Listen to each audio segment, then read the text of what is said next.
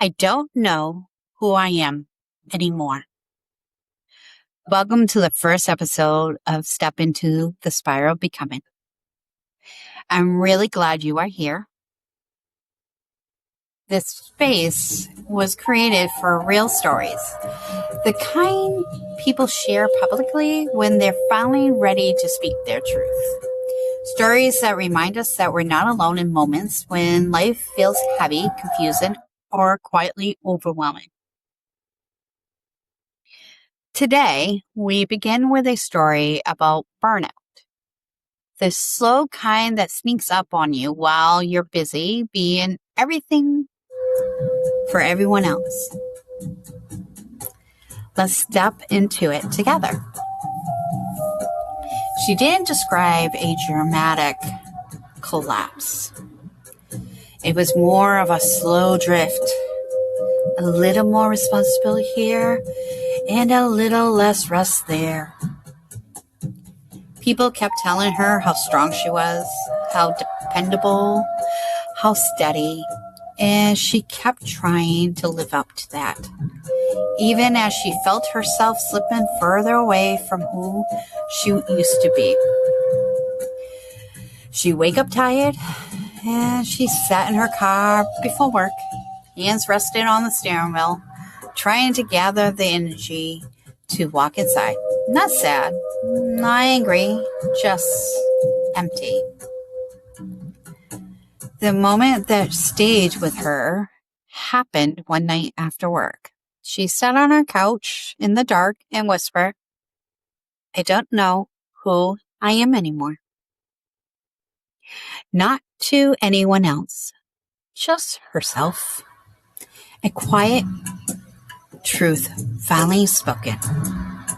She didn't overhaul her life, she didn't quit her job, and she did not run away. She just simply chose to choose one thing. 10 minutes a day that belonged to only her.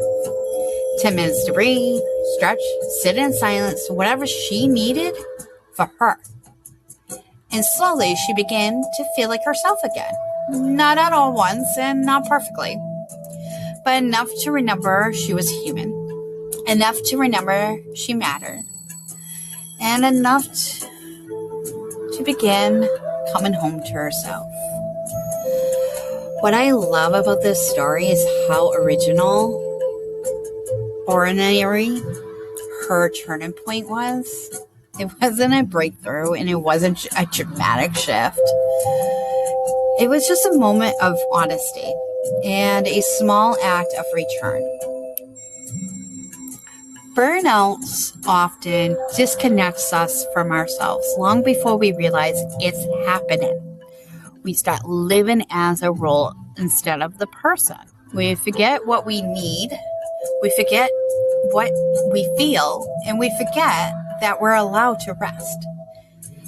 And here's a few gentle questions to sit with. Where have you been drifting away from yourself?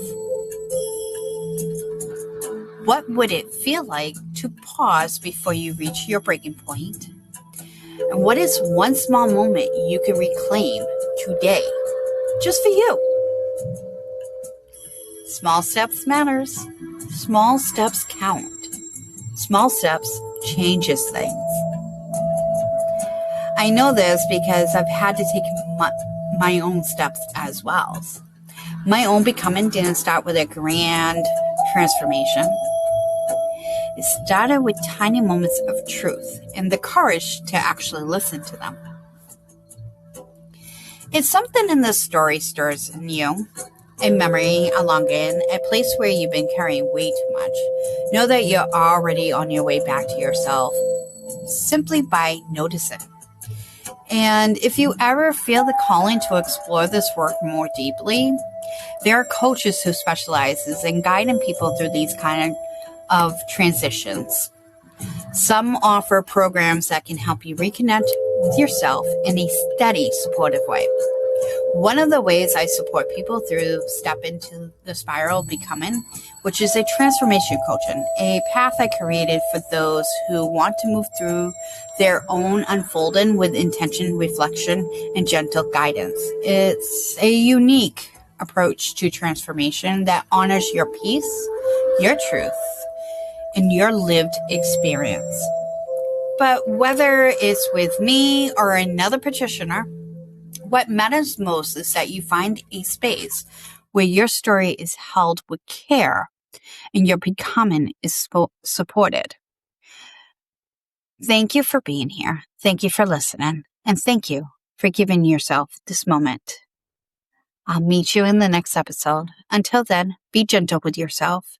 Every small return is a step towards becoming.